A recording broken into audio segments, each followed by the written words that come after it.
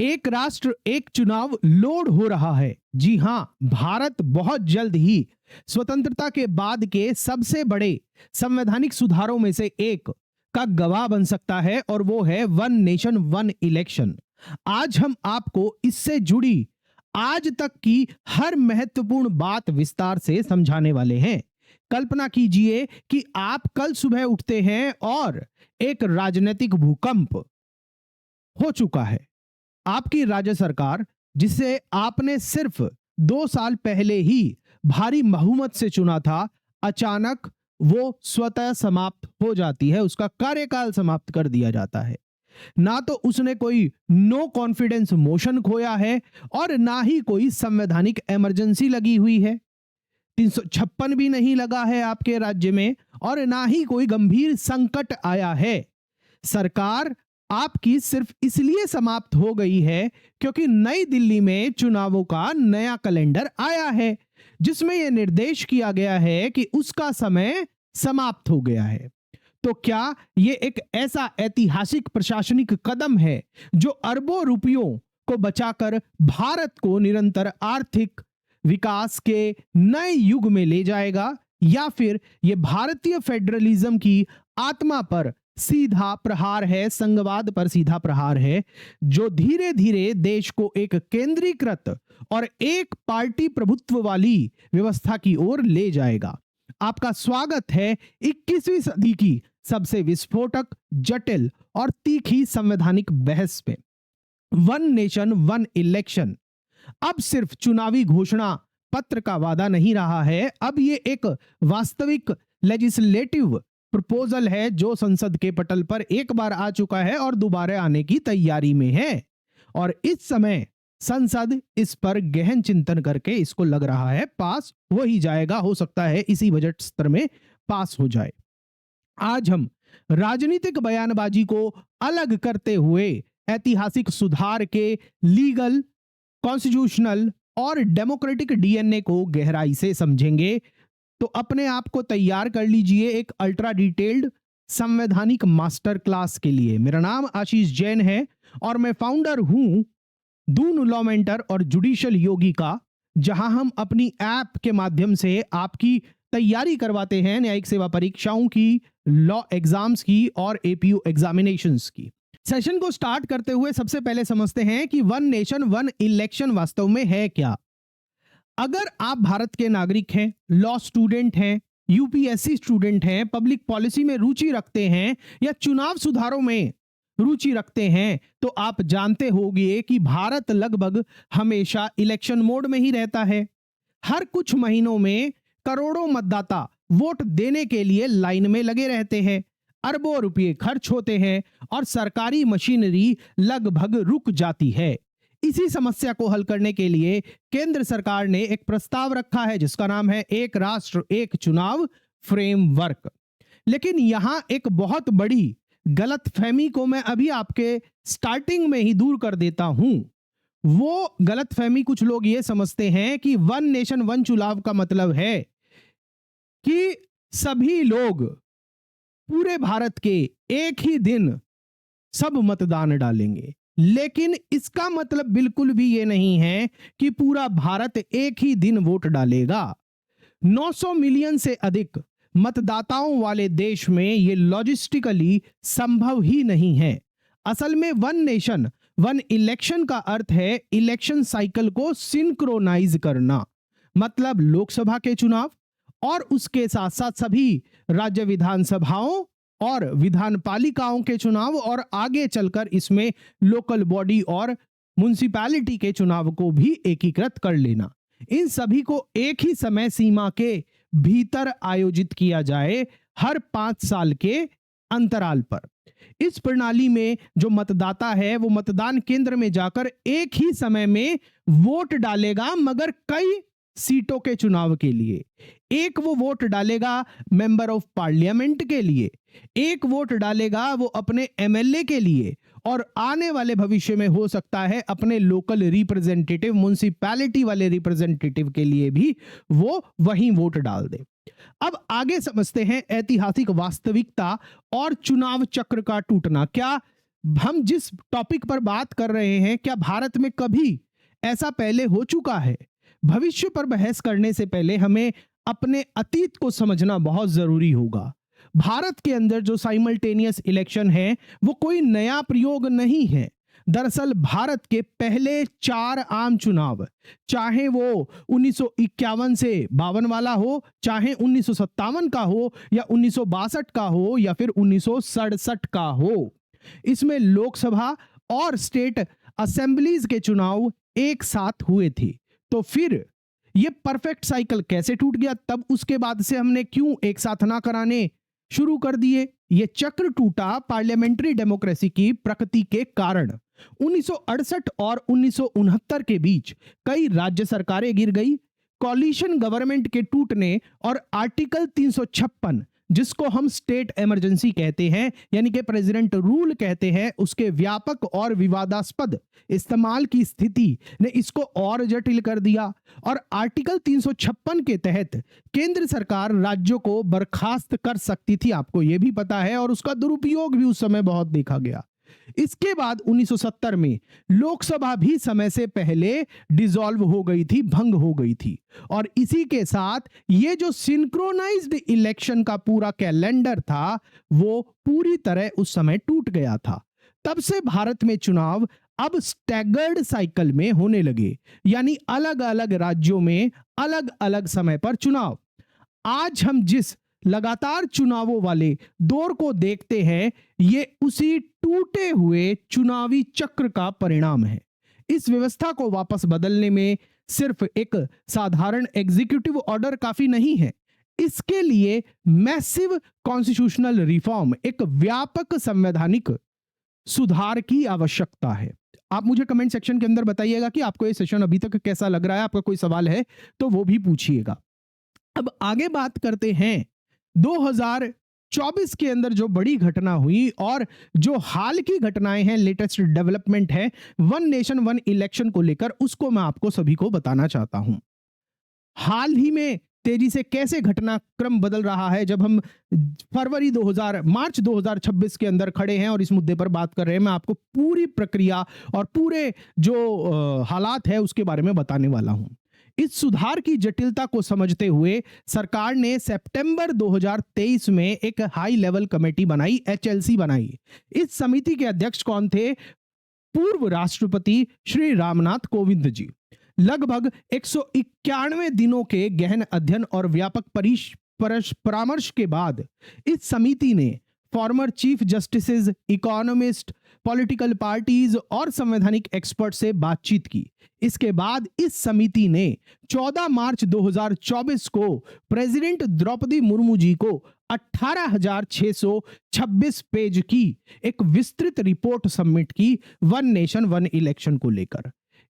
इस ब्लूप्रिंट के आधार पर यूनियन कैबिनेट ने 18 सितंबर 2024 को प्रस्ताव को मंजूरी दे दी और कुछ ही महीनों बाद यानी कि 17 दिसंबर 2024 को लॉ मिनिस्टर ने लोकसभा में 2 महत्वपूर्ण बिल पेश किए, जिसमें पहला है 129th कॉन्स्टिट्यूशनल अमेंडमेंट बिल। यह बिल पेश किया गया था 2024 में, और उसके साथ साथ एक और बिल पेश किया गया था union territories laws amendment bill 2024।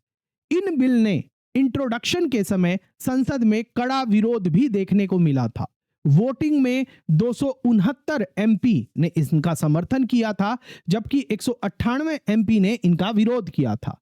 इस सुधार के विशाल संवैधानिक महत्व को देखते हुए इन बिलों को तुरंत 39 सदस्य JPC यानी कि जॉइंट पार्लियामेंट्री कमेटी को उस समय भेज दिया गया। मतलब संसद से पारित नहीं हुए थे, फिर भी सरकार ने मतलब उसको एक तरह से JPC के पास भेज दिया था। इस समिति के अध्यक्ष कौन हैं? बीजेपी सांसद PP चौधरी। JPC ने इसमें कई लीगल एक्सपर्ट से परामर्श शुरू किया है और इसका जो डेडलाइन था JPC की अपनी रिपोर्ट सबमिट करने का वन नेशन वन इलेक्शन पर, वो विंटर सेशन ऑफ 2025 था, यानी कि जो शीतकालीन सत्र 2025 का था, वो तब तक ये रिपोर्ट सबमिट की जानी चाहिए थी। अभी तक ये रिपोर्ट पब्लिकली सबमिट नहीं की गई है, पता नहीं अंदर सबमिट कर दी गई हो वो बात अलग है, या फिर इस बजट स्तर के अंदर जब नया बिल लेके आया जाए उस समय ये पेश की जाए। दिलचस्प बात यह है कि इतनी जटिल व्यवस्था को लागू करने के कारण जेपीसी अध्यक्ष ने अपनी रिपोर्ट को सार्वजनिक करने से पहले एक संकेत, बहुत महत्वपूर्ण संकेत दिया है। उन्होंने कहा है कि वन नेशन वन इलेक्शन का वास्तविक इंप्लीमेंटेशन शायद 2034 में ही शुरू हो पाएगा। अब आगे बात करते हैं एक गहरी संवैधानिक सर्जरी के बारे में, और वो हमारे संविधान के अनुच्छेद 82A और अपॉइंटेड डेट को लेकर जो वन नेशन वन इलेक्शन के बारे में है, उसको मैं आपको बता रहा हूं। अब यहां पर जो हमारी बातचीत है ना, वो और ज्यादा कानूनी हो रही है, लीगल एनालिसिस और इन डेप्थ बढ़ रहा है। अगर आप यूपीएससी के स्टूडेंट हैं, जुडिशरी के स्टूडेंट हैं, या और कोई लॉ एग्जाम की तैयारी कर रहे हैं, तो आपके लिए ये जो सेगमेंट है, ये सबसे ज्यादा इंपॉर्टेंट होने वाला है। देखिए, वास्तव में जो 129th कॉन्स्टिट्यूशनल अमेंडमेंट बिल है, वो क्या प्रस्तावित करता है?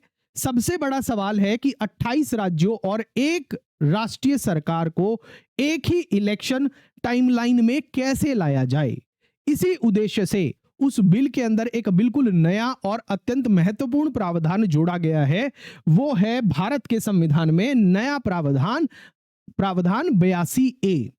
ये आर्टिकल भारत के प्रेसिडेंट को यह अधिकार देता है कि वो लोकसभा के नए चुनाव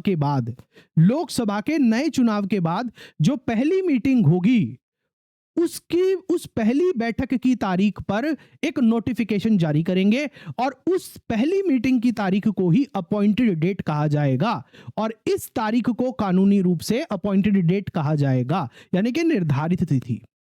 अब यहां से सबसे बड़ा और जो क्रांतिकारी बदलाव है, वो यहीं से शुरू होता है।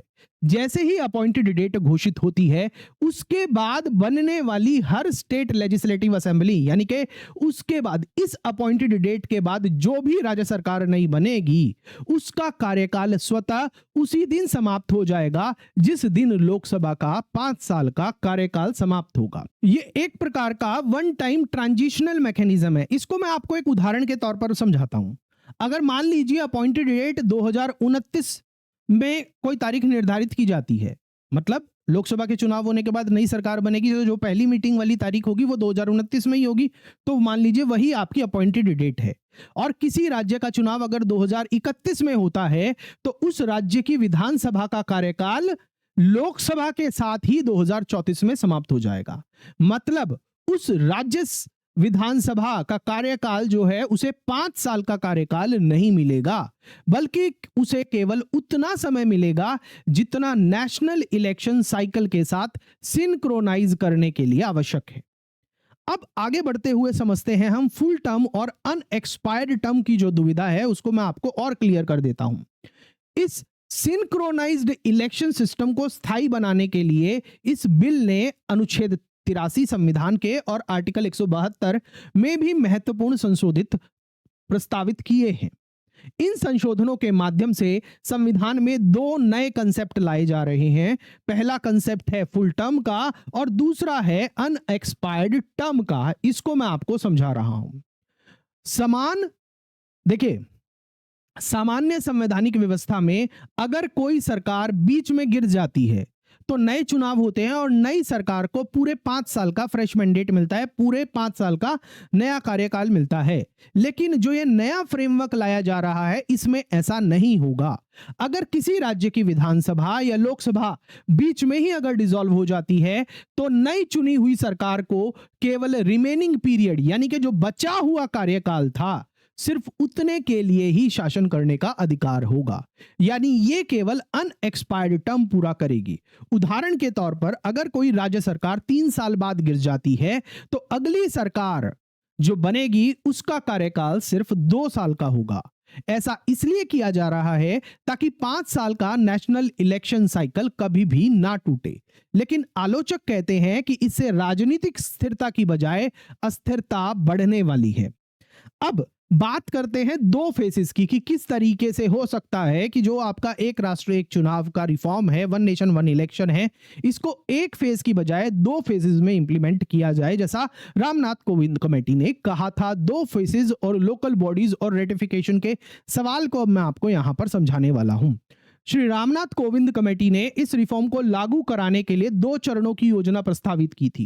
पहला फेज था लोकसभा और स्टेट असेंबली के चुनावों को सिंक्रोनाइज करना और दूसरा फेज था लोकल बॉडीज को भी इस साइकिल में बाद में जोड़ देना।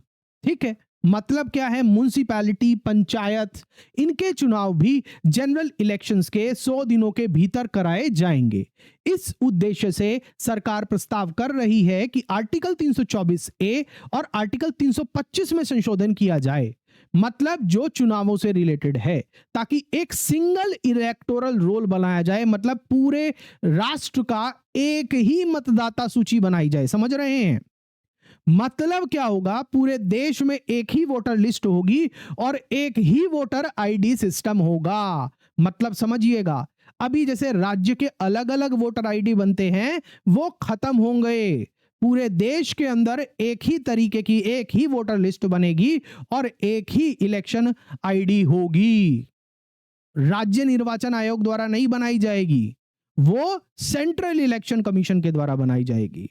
इस प्रणाली का जो संचालन करेगा वो कौन करेगा? भारतीय चुनाव आयोग, यानी कि इलेक्शन कमीशन ऑफ इंडिया। लेकिन इसमें स्टेट इलेक्शन कमिश्नर के साथ समन्वय भी होगा।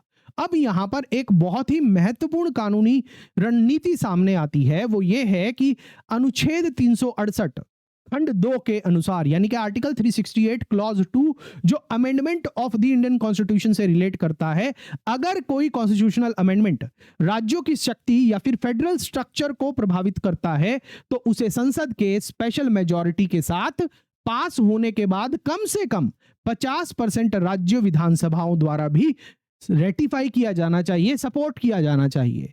सरकार ने इस रिफॉर्म को 2 अलग अलग बिल में विभाजित क्यों किया है उसको भी समझिए। यहां पर सरकार का तर्क है कि अगर हम इसको 2 पार्ट में डिवाइड करते हैं तो पहला फेस यानी कि लोकसभा और स्टेट असेंबली का जो सिंक्रोनाइजेशन है वो स्टेट रेटिफिकेशन के बिना संभव है, क्योंकि यह सीधे पावर का रीडिस्ट्रीब्यूशन नहीं करता है। जबकि और जो दूसरा फेज है जहां पर हम सिर्फ लोकल निकायों के चुनावों की बात कर रहे हैं, वो निश्चित रूप से क्योंकि स्टेट सब्जेक्ट का मैटर है, पंचायत चुनाव, नगर निगम चुनाव, वो स्टेट सब्जेक्ट का मैटर है। इसलिए फेज 2 के लिए राज्यों की रेटिफिकेशन आवश्यक होगी और सरकार यही रणनीति अपना रही है कि इसको पूरे वन नेशन वन इलेक्शन के रिफॉर्म को 2 हिस्सों में बांट दे कि कम से कम जो नेशनल लेवल की, मतलब राज्य विधानसभाओं और जो हमारे पार्लियामेंट के चुनाव हैं वो एक ही तरीके से एक ही बार में वो क्लियर हो जाए और उसमें राज्यों के विरोध का कोई प्रश्न ही ना उठे, क्योंकि बेसिकली उसमें उनकी जरूरत नहीं है। अगर हम इसको इकट्ठा एक लेके चलेंगे तो फिर कुछ राज्य इसका विरोध कर सकते हैं। तो इसलिए सरकार ने सोचा कि इसको 2 भागों में विभाजित करते हैं और ऐसा ही रामनाथ कोविंद कमेटी ने भी सजेस्ट किया है। इसलिए जो ये 2 फेसेस हैं राज्यों को, जो सेकंड फेस है उसी के लिए सिर्फ राज्य के रेटिफिकेशन की आवश्यकता होगी। ये रणनीति जो है वो कई संवैधानिक एक्सपर्ट्स के अनुसार अत्यंत विवादास्पद भी है और संभवतः ये आने वाले समय के अंदर सुप्रीम कोर्ट के सामने जुडिशियल स्क्रूटनी का सामना भी करना पड़ सकता है इसको। अब आगे बढ़ने से पहले मैं आपसे एक सवाल पूछना चाहता हूं, क्या आपको लगता है कि हर साल या बार बार चुनाव होना नेताओं को अत्यधिक जवाबदेह बनाता है? क्या इससे वे जनता के मुद्दे से जुड़े रहते हैं, या आपको लगता है कि अगर सरकार को पूरे 5 साल बिना चुनावी डिस्ट्रैक्शंस के काम करने का मौका मिले तो वो बेहतर लॉन्ग टर्म पॉलिसीज बना सकती है? आप अपनी राय कमेंट सेक्शन के अंदर जरूर बताइएगा। और आपको मैं एक बहुत इंपॉर्टेंट जानकारी और देना चाहता हूं इसी के साथ साथ, यहीं पर आगे बढ़ने से पहले, कि अगर आप इसी तरीके के डीप कॉन्स्टिट्यूशनल एनालिसिस को समझना चाहते हैं, पूरे इंडियन पॉलिटी और भारत के संविधान को समझना चाहते हैं, तो आप हमारा कॉन्स्टिट्यूशनल लॉ मास्टरी कोर्स जो द्विभाषीय है, बाइलिंगुअल मोड में, ऐसे ही जिस तरीके से मैं आपको पढ़ा रहा हूं ऐसे पढ़ाया जाता है, उसको आप एनरोल कर सकते हैं। ये कोर्स उपलब्ध है दून लो मेंटर प्लेटफॉर्म पर, हमारी एंड्रॉइड और iOS ऐप पर। इस वीडियो के डिस्क्रिप्शन में और पिंड कमेंट में इस कोर्स का लिंक भी आपको मिल जाएगा, आप वहां से इसको चेक करके आप चाहे तो एनरोल भी कर सकते हैं। अब बात करते हैं कि अगर one nation one election reform लागू हो जाता है तो क्या फायदा होगा जो 3 ट्रिलियन रुपए बचाने का तर्क है, उसको समझते हैं कि वन नेशन वन इलेक्शन की आवश्यकता क्यों बताई जा रही है, उसको समझते हैं। सवाल उठता है कि आखिर सरकार इतनी बड़ी कॉन्स्टिट्यूशनल सर्जरी क्यों करना चाहती है।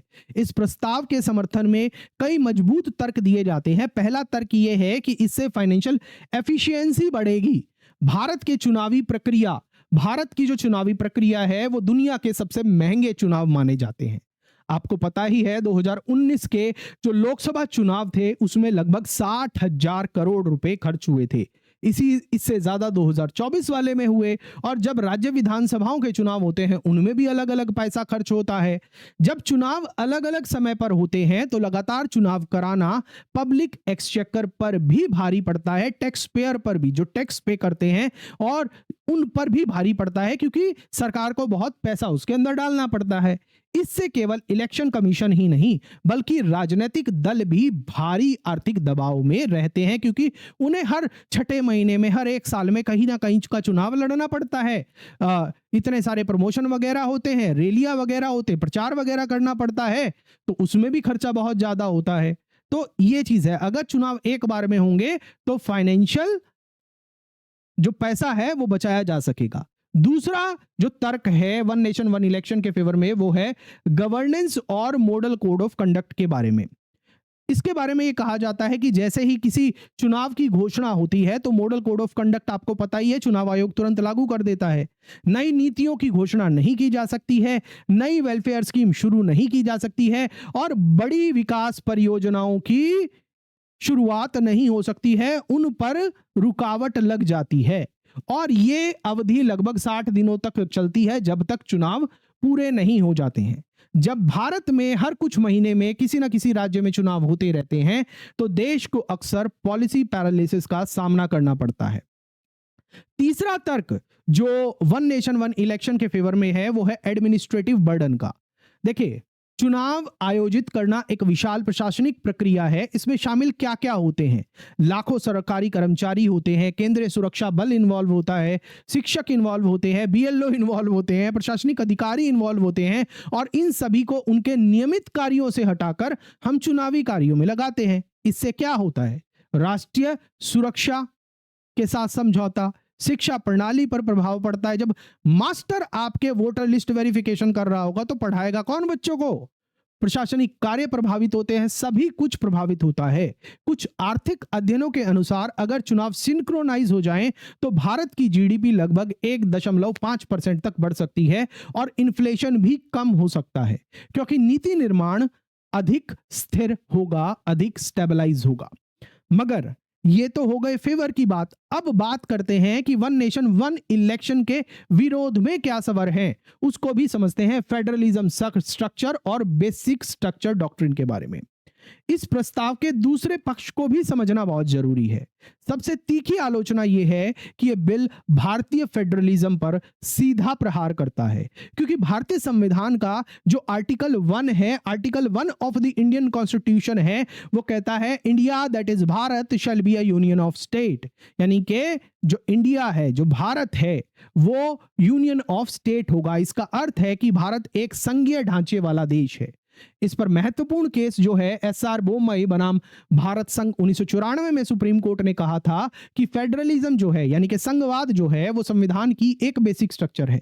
इसका अर्थ है कि राज्यों की अपनी अलग राजनीतिक पहचान और लोकतांत्रिक अधिकार होते हैं। आलोचकों का तर्क है कि अगर राज्य और केंद्र के चुनाव एक साथ कराए जाएंगे तो जो रीजनल इश्यूज हैं और जो रीजनल पार्टीज हैं वो पूरी तरह साफ हो सकती हैं, गायब हो सकते हैं। वोटिंग पैटर्न पर भी प्रभाव देखने को मिलेगा। एक इंस्टीट्यूट है IDFC, उसके अध्ययन में यह पाया गया कि अगर साइमल्टेनियस इलेक्शन होते हैं तो लगभग 77% मामलों में मतदाता राज्य और केंद्र दोनों में एक ही पार्टी को वोट डालेगा। मान लीजिए कि अगर मतदाता को साइमल्टेनियस चुनाव के दौरान किसी केंद्र में किसी एक पर्टिकुलर पार्टी को वोट करना है तो वो राज्य के लिए भी लगभग उसी पार्टी को वोट करेगा, चाहे उसके यहां उसने कबाड़ा करके रखा हो, अच्छा काम नहीं किया हो। ये सर्वे ये भी बताता है कि 77% मामलों में मतदाता राज्य और केंद्र दोनों में एक ही पार्टी को वोट देते हैं। और यहीं से तर्क निकल के आता है कि जब एक देश एक चुनाव होंगे तो हो सकता है रीजनल पार्टियां सफा हो जाएं, उनको नुकसान हो जाए, छोटी पार्टियों को नुकसान हो सकता है। इसका परिणाम यह हो सकता है कि राष्ट्रीय मुद्दे, राष्ट्रीय सुरक्षा और जो प्रधानमंत्री का व्यक्तित्व है, इन सब का प्रभाव राज्य चुनावों पर भी और ज्यादा हावी हो जाएगा। जैसे आज के समय में भारत के अंदर कहीं भी चुनाव हो रहा है तो देश की जो सबसे बड़ी पार्टी है वो प्रधानमंत्री मोदी जी का नाम लेकर चुनाव लड़ती है। और जब ये चीज आ जाएगी तो ये और ज्यादा ओवर पावर हो जाएगी। मतलब सिर्फ ये बीजेपी की बात नहीं है, एक पार्टी की बात नहीं है, कोई भी पार्टी होगी तो वो अपने सबसे बड़े नेता के नाम पर ही राज्यों के अंदर भी वोटर को एनकैश करने की कोशिश करेगी, चाहे राज्य स्तर का नेता कैसा भी हो, चाहे राज्य स्तर में काम कुछ हुए हो या नहीं हो। इससे अल्टीमेटली क्या होगा, इस सब का प्रभाव राज्य चुनावों पर भी हावी हो जाएगा। इससे रीजनल पार्टीज को भारी नुकसान हो सकता है। कुछ विशेषज्ञ इसे प्रेसिडेंशियलाइजेशन ऑफ इंडियन डेमोक्रेसी भी कह रहे हैं। अब यहां पर आपको बेसिक स्ट्रक्चर डॉक्ट्रिन को भी समझने की जरूरत है, जो भारतीय संविधान का मूल संरचना का सिद्धांत है और इस बहस का यह सबसे महत्वपूर्ण कानूनी पहलू है। आपको पता है कि केशवानंद भारती बनाम स्टेट ऑफ केरला 1973 के केस के अंदर सुप्रीम कोर्ट ने संविधान की मूल संरचना का सिद्धांत रखा था, जिसमें कहा था कि संसद संविधान में संशोधन तो कर सकती है लेकिन वो संविधान के बेसिक स्ट्रक्चर को नुकसान नहीं पहुंचा सकती, उसको बिल्कुल भी टच नहीं कर सकती। और इस बेसिक स्ट्रक्चर के अंदर क्या क्या शामिल है? इसके अंदर शामिल है लोकतंत्र यानी कि democracy, federalism, secularism, free and fair election. यानी कि कई कॉन्स्टिट्यूशनल एक्सपर्ट्स का यहां पर तर्क है कि अगर राज्य सरकारों का कार्यकाल केवल नेशनल कैलेंडर से मिलाने के लिए कृत्रिम रूप से अगर कम कर दिया जाए तो यह फेडरल ऑटोनॉमी को नुकसान पहुंचा सकता है और संभवतः बेसिक स्ट्रक्चर डॉक्ट्रिन का उल्लंघन भी हो सकता है। अब आगे बात करते हैं अनएक्सपायर्ड टर्म की व्यवहारिक समस्या को लेकर, हाइपर पॉपुलिज्म को लेकर। उससे पहले आप मुझे कमेंट सेक्शन में बताइएगा कि आपको ये सेशन कैसा लग रहा है, अपनी प्रतिक्रिया जरूर दीजिएगा और जितना हो सके इस सेशन को शेयर करिएगा, क्योंकि इतनी जानकारी आपको बिल्कुल स्ट्रक्चर्ड तरीके से एक ही सेशन में शायद पूरे यूट्यूब पर नहीं मिलने वाली है। आप इसको जितना ज्यादा शेयर करेंगे सभी की जानकारी उतनी बढ़ने वाली है और जल्दी ही आप इस मुद्दे को संसद के पटल पर फिर से देखने वाले हैं। ठीक है, अब बात हम किसके बारे में बात कर रहे हैं? हाइपर पॉपुलिज्म के बारे में और एग्जीक्यूटिव पावर के बारे में, अनएक्सपायर्ड टर्म की व्यवहारिक समस्या के बारे में। इस व्यवस्था की एक व्यवहारिक समस्या पर विचार कर रहे हैं। मान लीजिए सिंक्रोनाइज्ड इलेक्शन साइकिल 2029 में शुरू होता है और 2033 में किसी राज्य की सरकार मान लीजिए बहुमत खो देती है, तब उस राज्य में मिड टर्म इलेक्शन होगा। लेकिन नई सरकार का कार्यकाल अब सिर्फ केवल 1 साल होगा, यानी 2034 तक, क्योंकि जब 2034 के अंदर सभी राज्यों के और पार्लियामेंट के चुनावों का सिंक्रोनाइजेशन होना चाहिए। अब सोचिए, कोई राजनीतिक दल केवल 1 साल के कार्यकाल के लिए लंबी अवधि के स्ट्रक्चर्ड रिफॉर्म क्यों लेके आएगा? आलोचकों का कहना है इससे शॉर्ट टर्म पॉपुलिज्म बढ़ेगा, फ्रीबी पॉलिटिक्स बढ़ सकता है और करप्शन भी बढ़ सकता है। इन सब की संभावना और ज्यादा बढ़ जाती है। इसके अलावा केवल 12 महीने के लिए सरकार बनाने के लिए अरबों रुपए खर्च करके चुनाव कराना भी आर्थिक दृष्टि से तर्कसंगत नहीं होगा। विडंबना यह है कि इससे चुनाव कम होने के बजाय अधिक बार हो सकते हैं। अब बात करते हैं 130th कॉन्स्टिट्यूशनल अमेंडमेंट बिल जो 2025 का हाल ही में है। सरकार ने हाल ही में 130वां संवैधानिक संशोधन बिल भी पेश किया था, आपको याद होगा। उसके बारे में भी हमने चैनल पर एक सेशन बनाया था और उस टाइम पर वो बिल बहुत ज्यादा न्यूज में था कि अगर कोई पीएम सीएम है 30 दिन से ज्यादा जेल में रहता है तो उसको पद से ऑटोमेटिकली हटाया जा सकता है। उस बिल की बात कर रहा हूं और उसको मैं one nation one election bill के साथ कनेक्ट करने की कोशिश कर रहा हूं। 130वां संवैधानिक संशोधन बिल 2025 पार्लियामेंट में पेश हुआ था। उसमें यह प्रस्ताव है कि अगर कोई प्राइम मिनिस्टर या चीफ मिनिस्टर किसी गंभीर अपराध में 30 दिनों तक हिरासत में रहता है तो उसे पद से स्वतः हटाया जा सकता है। यहां पर सरकार का तर्क है कि इससे राजनीतिक स्थिरता बनी रहेगी, लेकिन यहां पर जो क्रिटिक्स हैं, आलोचक हैं, वो ये कहते हैं कि इससे इन्वेस्टिगेटिंग एजेंसीज और एग्जीक्यूटिव को चुनी हुई सरकार को हटाने की जो असाधारण शक्ति है वो मिल जाएगी। अब आगे बात करते हैं एग्जीक्यूटिव ओवररीच की और इलेक्शन कमीशन की शक्तियों की। एक और गंभीर चिंता यह है कि इस बिल के अंदर election, one nation one election bill के अंदर इलेक्शन कमीशन को बहुत ज्यादा डिस्क्रिशनरी पावर दी जा रही है। जो प्रस्तावित आर्टिकल 82A है उसके क्लॉज 5 के अनुसार अगर इलेक्शन कमीशन ये मानता है कि किसी राज्य में चुनाव एक साथ कराना संभव नहीं है तो वो प्रेसिडेंट को चुनाव पोस्टपोन करने की सिफारिश कर सकता है। ये प्रावधान जो है अत्यंत अस्पष्ट है। ये आर्टिकल 356 के कठोर प्रावधानों को दरकिनार कर सकता है। आर्टिकल 356 जिसे हम राज्य इमरजेंसी कहते हैं, स्टेट इमरजेंसी कहते हैं, उसके तहत चुनाव टालने के लिए संसद की मंजूरी आवश्यक होती है, लेकिन यहां पर इलेक्शन कमीशन की सब्जेक्टिव ओपिनियन ही पर्याप्त हो सकती है और इसके राजनीतिक दुरुपयोग की संभावना पैदा हो जाती है। अगर केंद्र सरकार को भविष्य में कभी लगता है कि किसी राज्य में वो चुनाव हार सकती है तो इलेक्शन कमीशन लॉजिस्टिकल डिफिकल्टी का हवाला देकर चुनाव टाल सकता है। और इस बिल में यह भी स्पष्ट नहीं है कि चुनाव कितने समय तक टाले जा सकते हैं। इससे यह भी संभव है कि कोई राज्य लंबे समय तक बिना चुनी हुई विधानसभा के ही रह जाए। अब one nation one election bill की अगली समस्या पर चलते हैं, वो है विशाल लॉजिस्टिक चुनौती। प्रशासनिक दृष्टि से अगर हम समझें तो यह भी एक अत्यंत कठिन कार्य है। इलेक्शन कमीशन को एक साथ लगभग 1 बिलियन मतदाताओं के लिए चुनाव आयोजित करना होगा और हर साल मतदाता बढ़ ही रहे हैं। इसके लिए क्या क्या आवश्यक होंगे?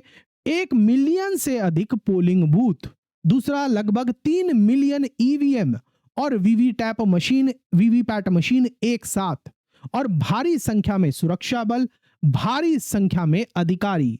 इन मशीनों की खरीद पर आने वाला प्रारंभिक खर्च ही सिंक्रोनाइज्ड इलेक्शन से मिलने वाली संभावित बचत को कम कर सकता है।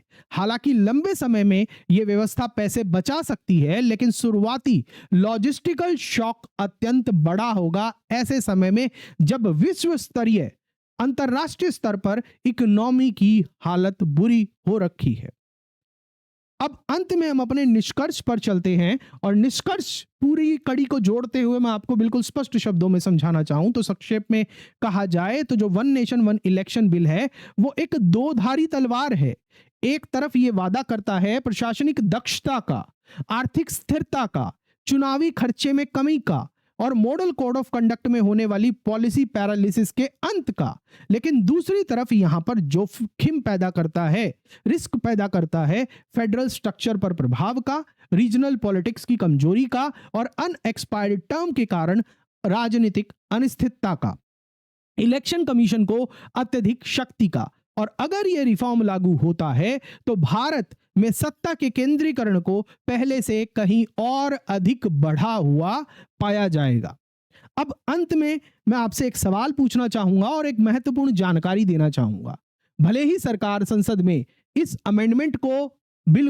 बिल को पास कर दे, one nation one election bill, supreme court of India का ही इस पर अंतिम निर्णय होगा, क्योंकि मामला ऐसा है, मुझे पूरी गारंटी है कि यह मामला संसद से बिल पारित होने के बाद भी सुप्रीम कोर्ट के सामने जाएगा जरूर। क्योंकि अगर हम हाल ही के अगर कुछ कानूनों को देखें तो जैसे ही कोई कानून पास होता है वो सुप्रीम कोर्ट के सामने जाता ही है, और जब कंट्रोवर्शियल लॉ हो तो वो जरूर जाएगा। जैसे आपने जुडिशियल एनजेएसी कानून के बारे में देखा, जिसको सुप्रीम कोर्ट ने अल्टीमेटली बेसिक स्ट्रक्चर के सिद्धांत का हनन मानते हुए उसको अनकॉन्स्टिट्यूशनल, गैर संवैधानिक डिक्लेयर कर दिया था। अल्टीमेट जो डिसीजन होगा पार्लियामेंट के बाद इस पर सुप्रीम कोर्ट का ही होगा।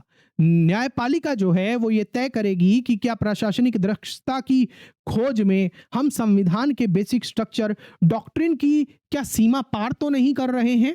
इसका जवाब सुप्रीम कोर्ट ही देगी।